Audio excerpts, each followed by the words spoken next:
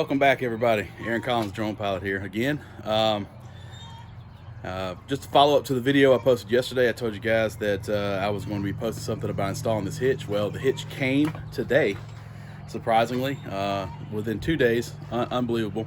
So here's what I got. I got this Kurt. It's a class 1 hitch. It's the smaller setup. It's got the it goes ahead and comes with your little, whatever this piece is called here. It's a 3 1/4 inch drop, 2 5/8 inch rise, which I will actually have it probably set up this way because of how low my car is. Anyway, tongue weight, there's 350 pounds, which I don't think we're gonna have a problem. I think this thing fully decked out, as far as the weight on the trailer, is not 300 pounds. You have an 86 pound Hobie, and then you got the 75 pound Yak Attack 115, and then that kayak right there is another about 60 or 70 pounds. It's like a Sun Dolphin 10.5. So fully decked out. This trailer doesn't have that much weight on it, and plus the kayaks, being the length of them, and then in relativity to the length of that section, the kayak kind of have to be farther back, so you have more weight centered on the back of the tire. So there's actually a little bit of up. So what a pile of crap. Anyway, so basically I will be loading the trailer a little bit more than that, so hopefully we'll be right around that 350 pound tongue weight. So I'll show you a little bit of what I got done here. Basically, I've already been under the car this morning. I didn't record much because I wanted to really get after it.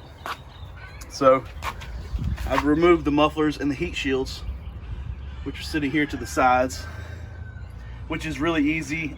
Basically, there's some 14, there's a couple different ways people recommend to do it, but they wanted to drop the exhaust in a lot of the ways, and for me it was just easier just to take these two 14 millimeter bolts out of here and just remove the mufflers altogether, and that gives us great access to up underneath where we're going to be installing this hitch on both sides. So yeah, and then there's like 4 10 millimeter bolts holding up that heat shield. You can see pretty much right there, there, there, and there. It was pretty much identical on the other side. So anyway, I'm gonna get going. Basically the kit comes with these little fishing wires here. Basically you'll put one of these square brackets on here along with one of these bolts. Basically you'll thread the bolt. You put the bracket on first, then you thread the bolt into here, and then what we got to do is we got to get up under here, and these we have to remove the back plastic one right there, and then these two right here, and basically we'll fish it in from here going in this way, and we'll do that on both sides. Anyway, I'm gonna go ahead and do that, and then I'll be right back. All right, here we go. So we are approaching the final steps now. Basically, I had to go in here, notch this hole because there's these big rectangular brackets that are on the top side of these bolts that have the, I think I showed you, but basically when you pull against it, they slide inside that square thing or with the bolt and don't allow it to turn. That way you can tighten it up. So that's where we are. I don't know if I'll be able to do this by myself. Might have to get some help on it, but basically that's where we're at. Got all the little fishing wires through both sides. Had a little bit of trouble over here because I don't like to read instructions, but we got it done. All right, be right back. All right, everybody. So the hitch is officially installed. The only thing I got left to do is to raise the mufflers back up there. But yeah, so this is kind of what it looks like. Let me get you down here. Yeah, there are the carriage bolts that were fished down through, and it looks pretty clean. I like it. They do make the other one that's a class 3 hitch. I don't think the Subaru can pull anything with a class 3 rating, so I didn't really go with that. The only thing I want to do is get another one of these with a little locking little lock on the end of it, but that is essentially it. It was a little nerve-wracking with these carriage bolts up here and not knocking them back through. You know, they do have those. I left the wires, these little fish wires down here, I left them on there and just kind of ran them through the holes as I was bringing it up with the jack. You should have seen the custom raising I did with the jack. I had the brick on top of it, and then I had these straps that I use for the kayak actually wrapping around the hitch and holding on as I was raising it up in there. It still wasn't quite enough, but it did get the job done. All right, I'll next video will be, or the next section of the video will be when I lower it back down after I got the mufflers and everything back on it.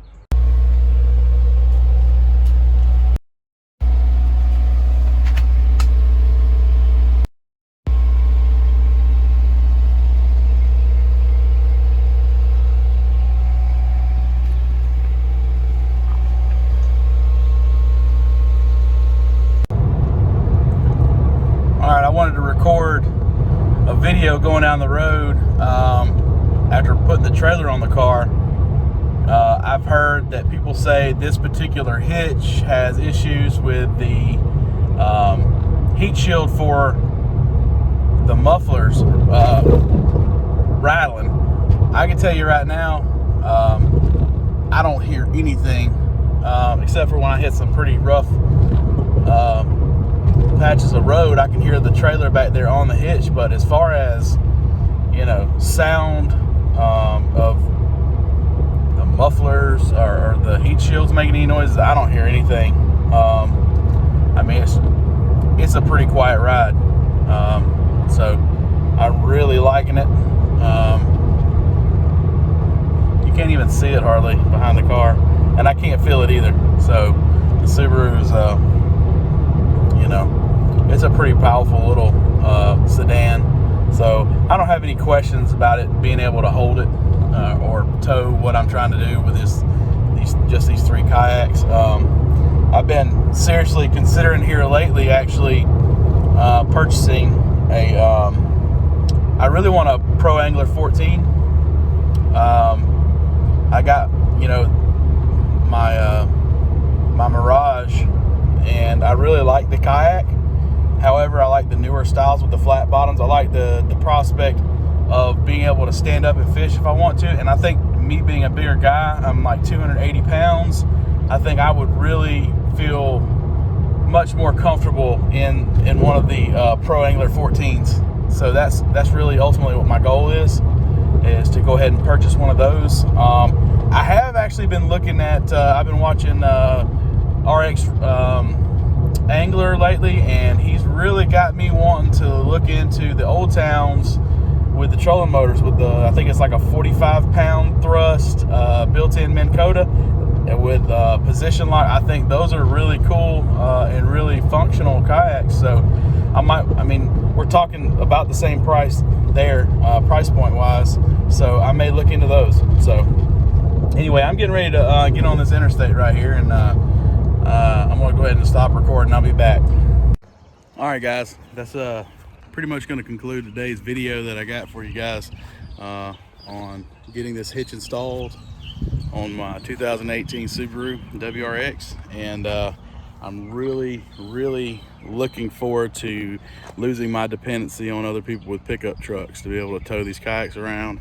And I think this was a great addition. The next video I will make, though, will be the actual harness for the car. I have that ordered.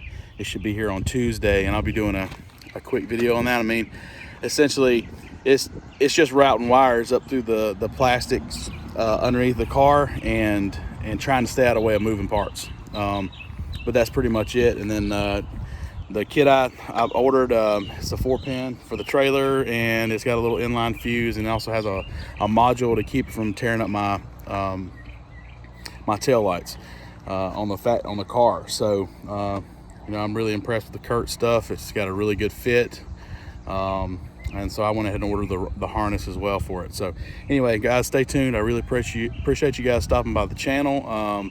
You know, leave a like, subscribe, press the notifications, and I'm going to keep on pressing out content. Thanks.